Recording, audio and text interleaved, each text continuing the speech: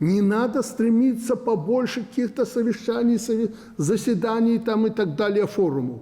Не надо. Это, во-первых, дорого. Поэтому, принимая то или иное решение, вы думаете, во что это обойдется. Это сродни, Дмитрий Николаевич, о том, о чем мы с вами говорим в плане командировок.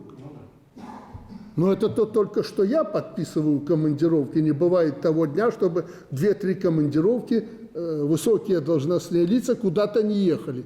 И чем дальше, тем лучше. Но это я подписал министру, допустим. А целый же хвост за министром едет. Это огромные деньги. У нас и за президентом есть целая кавалькада.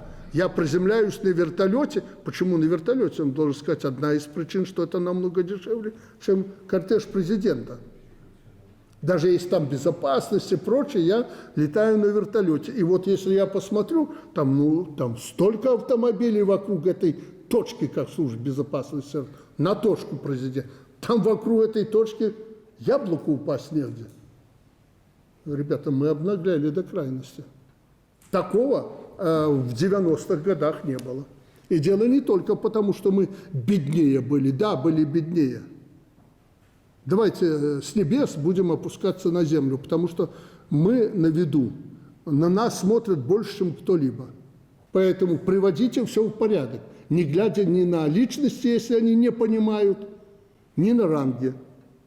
Но и директива 12.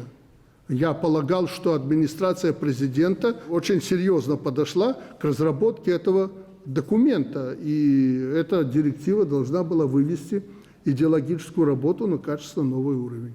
Владимир Борисович, как бы я вас не уважал, а я действительно вас уважаю и надеюсь на вас, вы пока захлестнула вас текучка.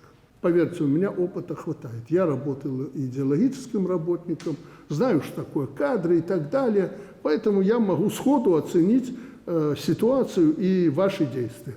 Не пытайтесь формально подходить к тем или иным вопросам.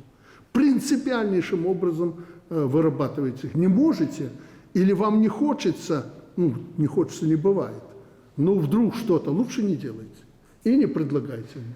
Поэтому вы думаете, что вы мне предлагаете. Находите темы из жизни людей. Это очень важно.